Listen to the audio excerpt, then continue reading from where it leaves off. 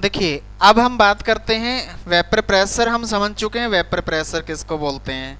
अब अगली हम बात करते हैं कि जब दो बाइनरी सॉल्यूशन लें जिसके अंदर क्या है, एक सॉल्वेंट है और एक सॉल्यूट है, तो यहाँ पे जो सॉल्यूट का वेपर प्रेशर होगा और सॉल्वेंट का वेपर प्रेशर जब इंडिपेंडेंट निकालेंगे और उन दोनों प्रेशर को हम जोड़ के सम कर देंगे, तो वो वेपर प्रेशर जो है, यानी कि सॉल्यूशन का जो वेपर प्रेशर होता है वो वेपर प्रेशर कम होता है इन केस अगर हम उसको इंडिपेंडेंट प्योर सॉल्वेंट की बात करें या प्योर सॉल्यूशन की बात करें।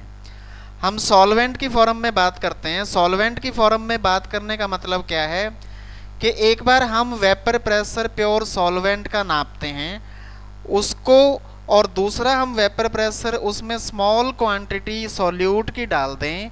सॉल्यूट की क्वांटिटी जितनी क्वांटिटी हमने सॉल्वेंट लिया है उसके कंपैरेटिव अगर नेग्लिजिबल कर दें तो भी हमारा जो सॉल्यूशन बनेगा उसका वेपर प्रेशर जो है कम होगा। ऐसा कम क्यों होता है, हम पहले इस बात को समझते हैं।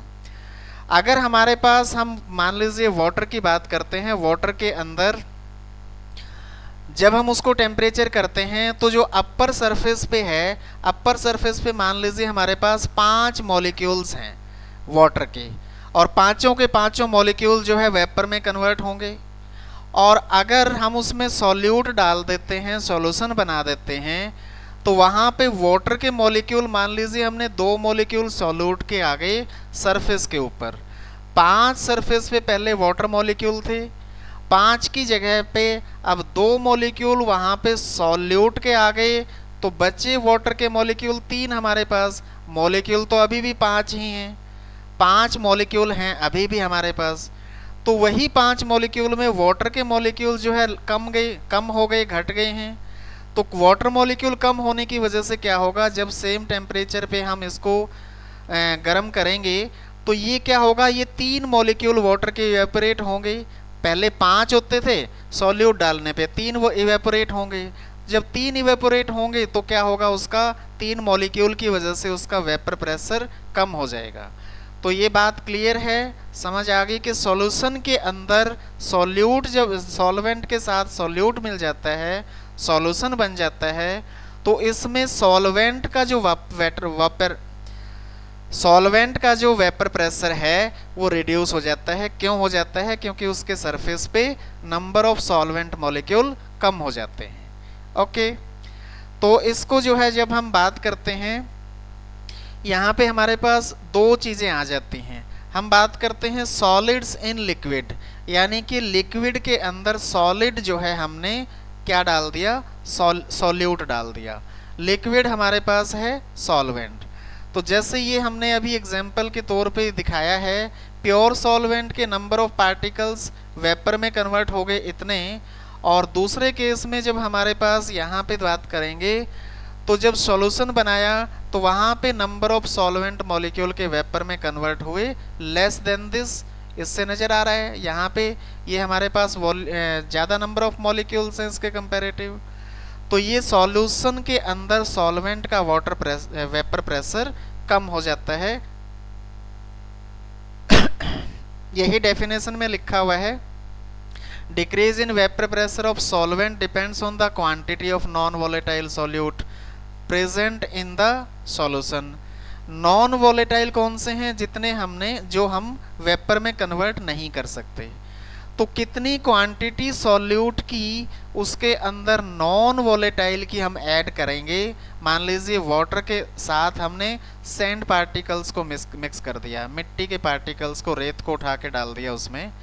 जितनी ज़्यादा रेत उसके अंदर डालेंगे उतना सॉल्यूशन बनता जाएगा और सॉल्यूशन का वेपर प्रेशर उतना रिड्यूस होता जाएगा, क्योंकि सॉल्यूट तो इवेपोरेट हो नहीं रहा है, सॉल्यूट और सिर्फ सॉल्वेंट इवेपोरेट हो रहा है, और सॉल्वेंट के सरफेस पे नंबर ऑफ पार्टिकल्स वाटर के कम होते चले जाएंगे जितना ज़्यादा हम उसके अंदर मिक्स करते चले जाएंगे। That's it. नाउ अब हम बात करते हैं राउल्स लॉ की। राउल्स लॉ का मतलब, यहाँ पे राउल्स ने क्या बोला है कि पार्शियल प्रेशर जो होता है राउल्ट्स लॉ ने बोला है कि किसी भी सॉल्यूशन का जो पार्शियल सॉल्यूशन का जो वेपर प्रेशर है वो किस पे डिपेंड करता है, उसके सॉल्यूट के और सॉल्वेंट के मोल फ्रैक्शन पे डिपेंड करता है। यानी जो कंपोनेंट हमारे इसके अंदर वॉलेटाइल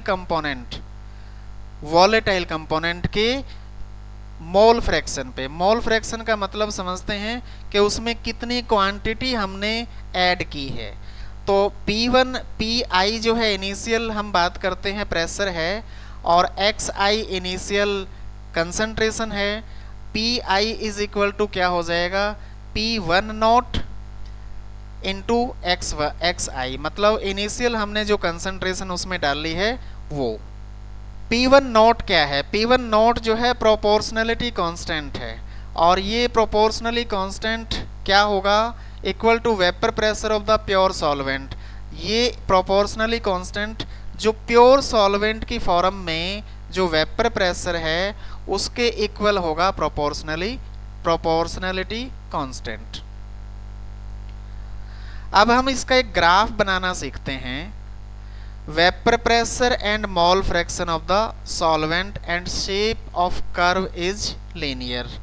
मतलब ये हमारे पास क्या है, इधर हमने मोल फ्रैक्शन सॉल्वेंट की रखी है एक्सिस पे, और वेपर प्रेशर रखा है वाई एक्सिस पे।